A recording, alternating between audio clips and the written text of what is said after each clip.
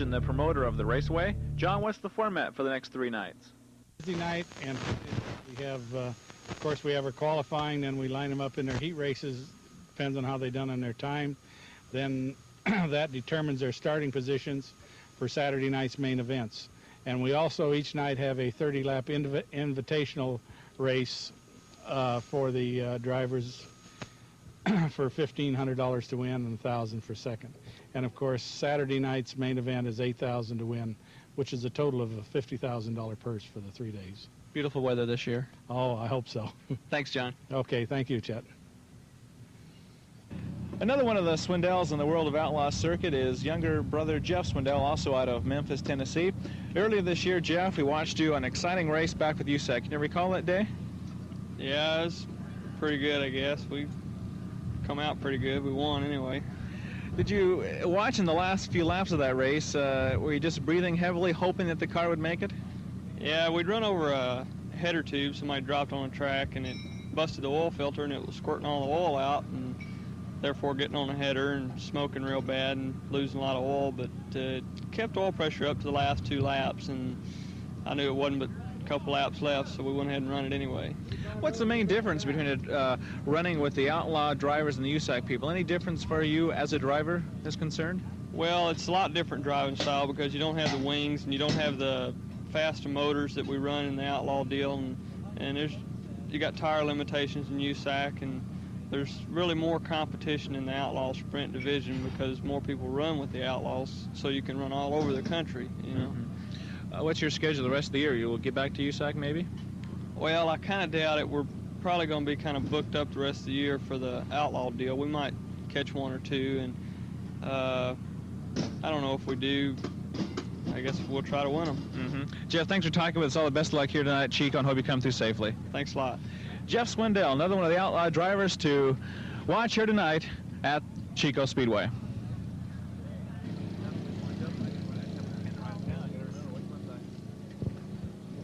Jack Hewitt, Troy, Ohio. Jack, racing is so glamorous that you have to carry your own fuel, right?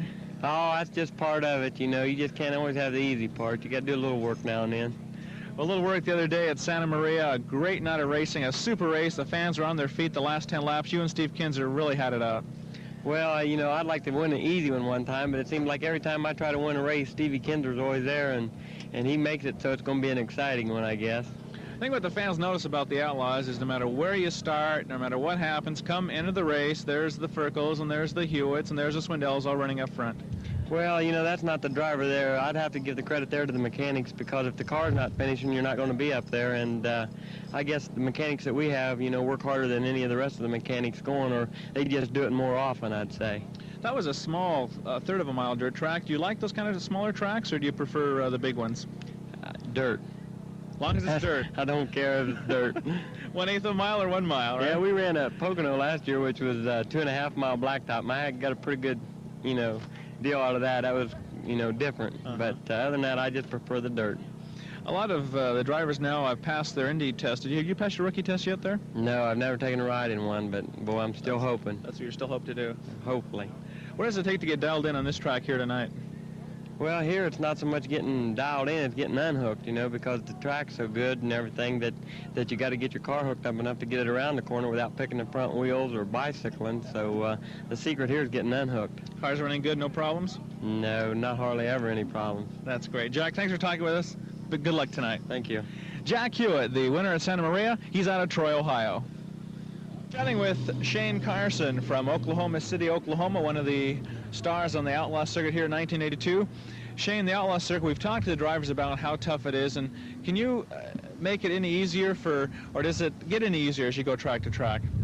Well, you know, you get experience in running different tracks, and that helps you out in, you know, coming to a track like this that you only run once a year. So, you know, I'd say the more running you do, you know, around the country, the better off you are at adapting to track conditions. Mm-hmm.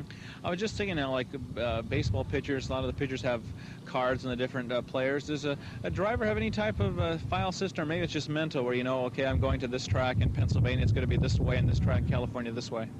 Well, I keep complete records on every race for chassis setup, finishing gears, torsion bars, shocks, tires, and that helps me out. And when I come to track that I've already been to, I can at least start out where I was last time and then go from there. Yeah.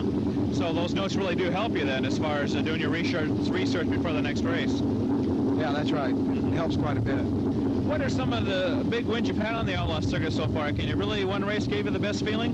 A couple years ago, I won a race in Eldora and paid $11,000. The big Eldora National. Yeah, that had to have been, the biggest. And oh, that's a super race. Naturally, a lot of money tends to make you feel a lot better. Do you have any predictions on how this track will be tonight? I know you've run this track before in the Outlaw circuit. Do you have any predictions at all? I think it'll be pretty tacky and might get a little rough. It'll just take a lot of motor and a lot of luck. Have you ever been in a track as rough as Baylands last week? No, never. That's a bad situation there. What can a driver do? There's really nothing you can do. You can adjust the car so much, and then that's it. Yeah, you just got to try to set up where it's bulletproof, or it won't fall apart on you, and then go out there and do the best you can. And if you don't win, at least you get to finish the race. You got a drivers meeting coming up here. Tell us exactly what do they go through other drivers meetings like this? Oh, they'll tell you race procedure, hot lap procedure, what you got to do to qualify for the A, etc. As far as the payoff goes, you know that in your mind, right? Yeah, the payoff's already posted, and the only thing that's in question right now is just like what happens if it rains and this and that. Well, Shane, thanks for talking with us. All the best of luck while you come through tonight with a win. Thank you. Shane Carson, Oklahoma City, Oklahoma.